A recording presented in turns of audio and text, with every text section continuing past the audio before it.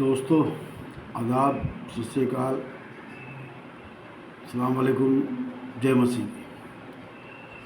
जैसा कि आप सब जानते हैं और देश का एक स्टेट है मणिपुर, और पिछले 2.5-3 महीने से वहाँ पर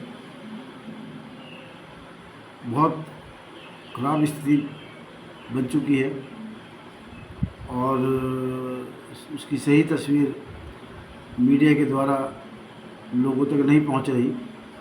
कुछ हमारे अपने पर्सनल सोर्सेज है जिससे हमें पता चलता है। हालात बड़ा चिंताजनक है, वहाँ पर बहुत चिंताजनक हालात बन गए हैं और आने वाले समय में ये हालात और ज़्यादा बिगड़ेंगे। क्योंकि जिस प्रकार से वहाँ घटनाएं घटी हैं, ये कोई अनजाने में या एकदम नहीं हुआ है। इसके पीछे एक बहुत बड़ा दिमाग था जो वहाँ पर हुआ, जो खेल खेला है। मैं इसको खेल के लिए बोलूँगा क्योंकि ये उन लोगों के लिए खेल है जो पूरे देश में ऐसा खेल खेलते हैं, हम लोगों को डिवाइड करने के लिए, देश में अस्थिरता फैलाने के लिए, देश में विश्वास, सौहार्द, प्यार ख़त्म करने के लिए। क्योंकि उनकी राजनीति शुरू से यही रही है और आगे भी ऐसी जारी रहेगी। ये इस देश की जनता का मैं कसूर कहूँगा कि ये हालात हमें पता भी थे कि अगर इस प्रकार के लोग इस देश में सरकार में आएंगे तो ये हालात पैदा होंगे। इसको हम भली भांति तरीके से जानते हैं क्योंकि ये कोई नई बात नहीं है। जैसा कि आप जानते हैं, आरएसएस ने पूरे देश के अंदर आज तक कभी भी सौहार्द, प्यार, सद्भावना की बात नहीं कही है, हमेशा उसे लोगों को बांटा है और आगे भी ये जारी रहेगा। और जब तक हम लोग जागेंगे, जब तक हम लोग समझेंगे, बहुत लेट हो चुका होगा।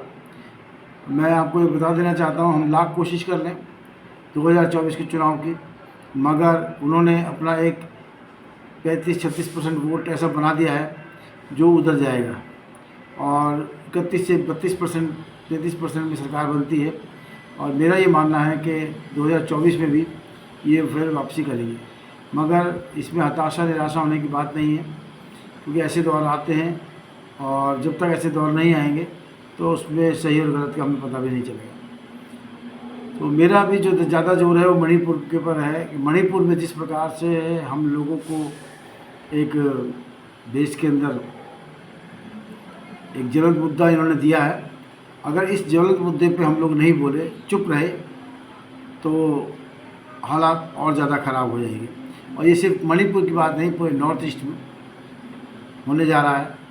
और ये सिर्फ वही नहीं है कि नॉर्थ ईस्ट की बात है, अपना उड़ीसा में, झारखंड में, छत्तीसगढ़ में, जो भी अपना उड़ीसा में खासकर मैं बोल रहा हूँ, क्योंकि जहाँ भी आदिवासी समाज के लोग हैं वहाँ उनको आपस में जो है डिवाइड किया जाएगा। जैसा कि आप जानते हैं, झारखंड में सरना और ईसाई एक मुद्दा बना हुआ है, घर वापसियाँ हो रही है और जो कि अभी न्यूज़ में नहीं आ रहा है। आरएसएस के साथी संगठन बहुत सारे वहाँ पर जो काम कर रहे हैं आदिवासी क्षेत्रों में, अभी उन्होंने उसको आदिवासी क्षेत्र ना कहकर वनवासी क्षेत्र कहना शुरू कर दिया है और वनवासियों के लिए बहुत सारे उन्होंने प्रोग्राम बना दिए।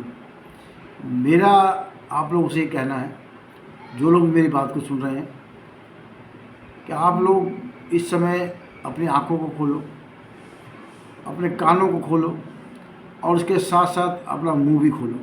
क्योंकि जब तक आप अपना मुंह नहीं खोलेंगे, आप अपनी आवाज़ नहीं बनेंगे, दूसरों की आवाज़ को नहीं उठाएंगे, तब तक ये हालात पूरे देश में बनते चले जाएंगे। और ऐसा ना हो कि जब हम इस पर कुछ रिएक्ट करें या इसके लिए हम सड़कों पर उतरें तो बहुत देर हो चुकी हो।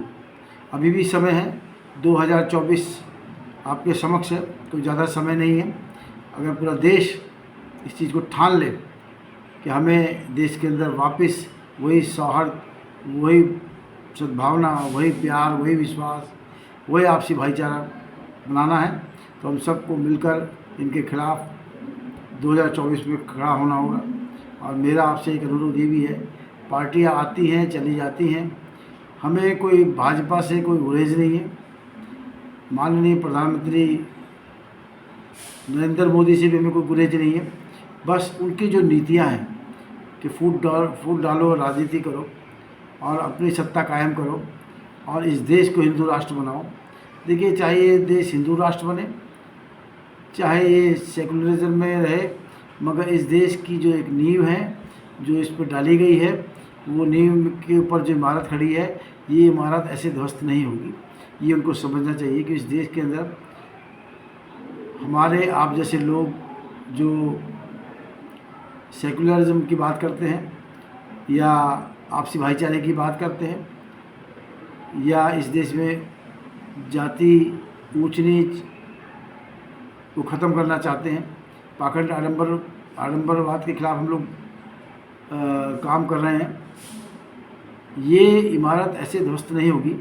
क्योंकि इस इमारत के नीचे जो नींव पड़ी है वो आपसी प्यार, भाईचारा, सौहार्द, सद्भावना, एक दूसरे पर विश्वास, और ये देश जो है अनेकों जातियाँ, अनेकों कबीले, अनेकों धर्म, ये सब उस गुलदस्ते में सजा हुआ है। ये सब मिलकर गुलदस्ता बना है और ये गुलदस्ता इतनी जल्दी नहीं ख़राब हो सकता, क्योंकि इसके अंदर खाद पानी देने वाले हमारे और आप जैसे लोग हैं। और मैं जानता हूँ कि ये समस्या सिर्फ एक धर्म या एक जाति के लिए नहीं, लगभग सभी की है। और चाहे वो आदिवासी हो, चाहे वो अल्पसंख्यक हो, चाहे वो दलित हो, पिछड़ा हो, अति पिछड़ा हो, हम सब इसको झेल रहे हैं। अब पिछले 9 साल से देश के अंदर एक इस प्रकार का तंत्र काम कर रहा है जो इस देश को जहाँ तक मैं समझता हूँ एक नहीं होने देना चाहता है, क्योंकि उनको पता है अगर एक हो गए तो हमारी शक्तियाँ कमज़ोर हो जाएंगी।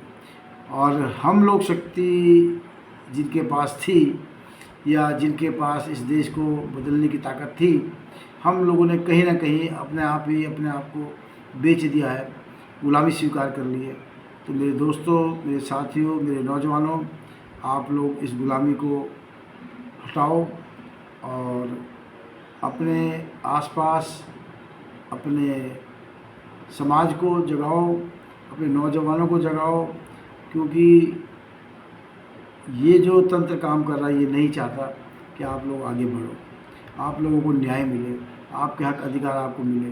जैसा कि आप जानते हैं इस देश में बहुत सारे बिल पहले भी लाए गए, खासकर मैं अभी 2-3 साल पहले की बता रहा हूँ, CA, NRC, अभी एक नई इन्होंने चीज़ और डाल दी है, UCC, यूनिफॉर्म सिविल कोड।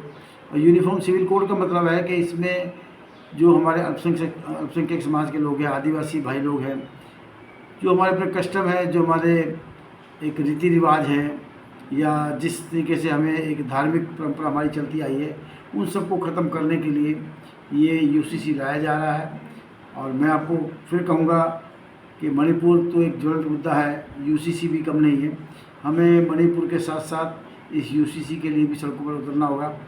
और ये चीज़ें ऐसी हैं कि इन सारे मुद्दों पर हमें मुखर होना पड़ेगा, क्योंकि एक भी मुद्दा अगर आपसे छूट गया तो ये उस मुद्दे को कैश कराएंगे और आपको ये फिर उसी गुलामी में ढकेल देंगे जिस गुलामी से हम लोग निकलना चाहते हैं। तो मेरे साथियों, मेरे नौजवान, मेरे भाइयों, आप सब इस चीज़ को समझें और एक साथ मिलकर, एकजुट होकर इन ताकतों से जो हमारे लिए, हमारे देश के लिए एक खतरा साबित हो चुकी है, मैं फिर खुलकर कहूँगा कि RSS कभी नहीं चाहेगी कि आपको अधिकार, आपको हक, आपको न्याय मिले, क्योंकि वो एक ऐसा संगठन है जिसके अंदर उसको चलाने वाले वो लोग हैं जिनकी मानसिकता हमेशा राज करने की रही है। मैं आपको बता देना चाहता हूँ, आप लोग जानते हैं इस देश का जो ब्राह्मण तंत्र है वो हर जगह काबिज हो चुका है और अब हमारे दिलो दिमागों में काबिज हो रहा है। आहिस्ता आहिस्ता उसने अपनी ऐसी पैठ बना ली है कि हम उसके चंगुल में फंस गए हैं, जिसको संघ कहते हैं। उस संघ के पिंजरे में हम लोग आ चुके हैं और वो पिंजरा भी हम लोगों को चारा देकर हमारे लोगों को वहाँ पर ले जाया गया है, क्योंकि हमारे लोग बहुत जल्द किसी की बातों में आ जाते हैं, लालच में आ जाते हैं। हमारे देश का जो एक चुनावी प्रक्रिया है उससे हमें कहीं ना कहीं महरूम कर दिया जाता है। हमारे लोगों को खरीद लिया जाता है, उनको रोटी और शराब पर उनको गुलाम बना दिया जाता है। और कहीं ना कहीं हमारे लोगों की भी इसमें गलती है। मैं उन लोगों को भी कहना चाहूँगा कि 2024 के चुनाव में आप लोग इन छोटी छोटी चीज़ों पर ना बिकें। तो आप कमीने लोग हैं, आप भिखारी नहीं हैं। जो लोग भिखारी हैं वो आज इस देश के राजतंत्र में कायम है, और जो इस देश की कमीनी जाती है वो आज इस देश में गुलामी की ओर बढ़ रही है। मेरा आपको ये कहना है, इस गुलामी से निकलिए, आवाज़ उठाइए और एकजुट होकर इन ताकतों से लड़िए, क्योंकि जब तक लड़ेंगे नहीं तो आप जीतेंगे नहीं। मेरा बस आपसे यही कहना है कि आइए हम सब मिलकर देश के अंदर एक ऐसी भावना पैदा करें जैसे पहले हमने आज़ादी की लड़ाई, उसमें ना कोई हिंदू था, ना कोई मुस्लिम था, ना कोई सिख था, ना ईसाई था। वो हमारी आज़ादी की लड़ाई थी। अब ये भी एक दूसरी आज़ादी की लड़ाई है। इसको लड़ने के लिए हिंदू, मुस्लिम, सिख, ईसाई जितने भी हमारे भाई लोग इस देश के, जो इस देश का अच्छा देखना चाहते हैं, हमारे आदिवासी भाई खासकर, उनको मैं मैसेज देना चाहता हूँ कि उनको बहुत ज़्यादा बरगलाया जा रहा है। अब वो जानते हैं कि वो हिंदू नहीं है, उनको हिंदू बनाया जा रहा है। तो बात हिंदू की नहीं है।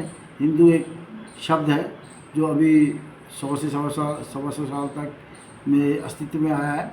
हमें सिर्फ अपनी एक पहचान बनानी कि हम भारतीय हैं। हमें भारतीय होकर इन सब मुसीबतों का सामना करना है और एक दूसरे पर विश्वास करना है।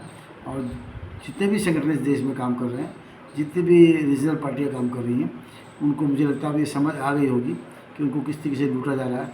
तो मेरे दोस्तों, ये जो मणिपुर की आवाज़ है और ये जो गुलामी की जो दास्तां में हम लोग जी रहे हैं, गुलाम हमें बनाया जा रहा है, इन सब चीज़ों से हमें बाहर निकलना है और इस बाहर निकलने के लिए हमें एकजुट होकर काम करना है। धन्यवाद।